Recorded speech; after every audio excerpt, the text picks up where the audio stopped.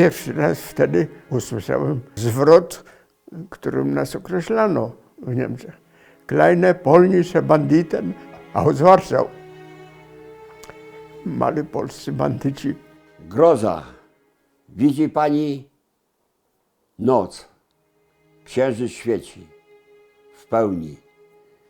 2 krematoria, proszę panią, żywy ogień bucha z kominu. Powietrze słodkie, gorąc niesamowity. Nie ma innego wyjścia, jak weszliście bramą, a wyjdziecie kominem.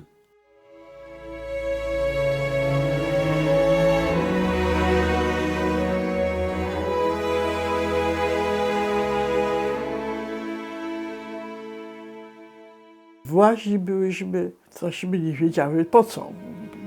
Podejrzewałyśmy, że może właśnie to już to. Nie wiedziałyśmy, co będzie, czy pójdzie gaz z tego, czy woda. Jak poszła woda, no to wszyscy, cała ta łaźnia odetchnęła. Taki jeden wielki jęk radości, że poszła woda. Kiedyś jeden z kolegów się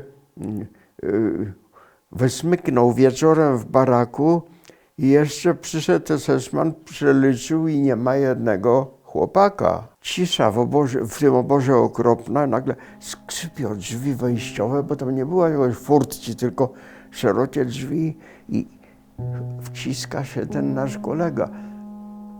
Trzyma kawałek chleba z margaryną nawet, prawda? Ktoś mu dał, znaczy znajomy. No a tu na niego czekają. Przypadkowo spotykam ojca, pracował w zakładach chemicznych w Oświęcimiu. Mówi, że chyba się widzimy ostatni raz ze względu na to, że chyba pójdziemy do gazu.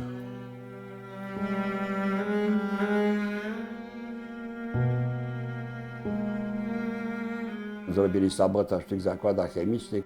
Cały ten blok, gdzie ojciec był, gdzie tam pracowali, cały ten poszedł do gazu. Wyzwano nas wszystkich, stoimy w rzędzie, przychodzi esesman z laską, zagiętą laską i ma jakąś osobę, która pisze, patrzy na te wszystkie kobiety, przechodzi laską, łapie za głowę i wyciąga.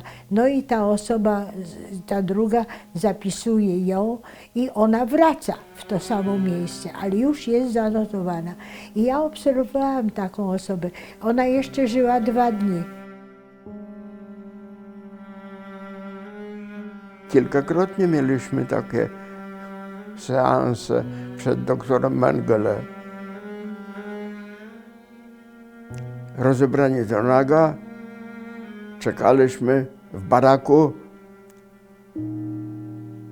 Wreszcie przyszło kilku esesmanów, jeden elegancki. Teraz wszyscy mamy dookoła tego pieca właśnie przechodzić taki przegląd przed nim, prawda? Ja on sobie każdego oglądał, niektórych numer kazał zapisać. Dalej, prawda? I tak dochodziło właśnie do wybrania gromady, do przeprowadzenia eksperymentów pseudomedycznych, między innymi na nas.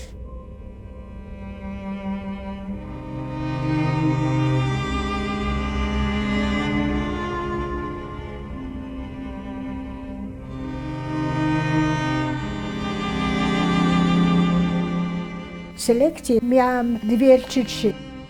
Takie poważniejsze to się odbywały do 1943 roku. Potem to już były mało, dlatego że już mieli tych Żydów zapewnionych do gazu.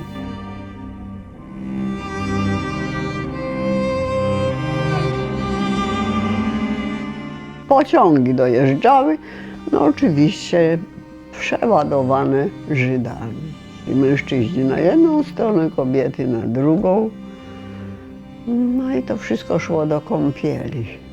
Oni nie wiedzieli, oni szli po prostu do kąpieli. Kiedyś moja koleżanka z naszej grupy, ona zawołała do nich: wy nie idziecie do kąpieli, wy idziecie na śmierć. Nikt nie zareagował z tego szeregu. Nikt nie pomyślał o tym, że to może być prawda.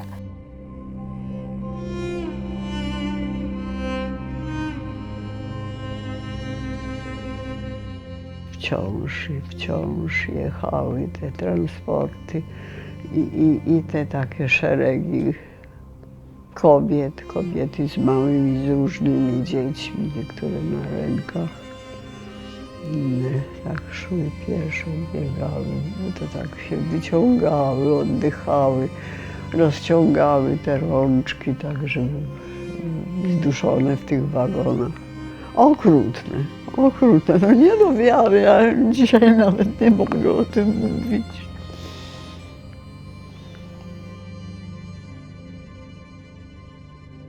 Krematorium nie wystarczało na wszystkich.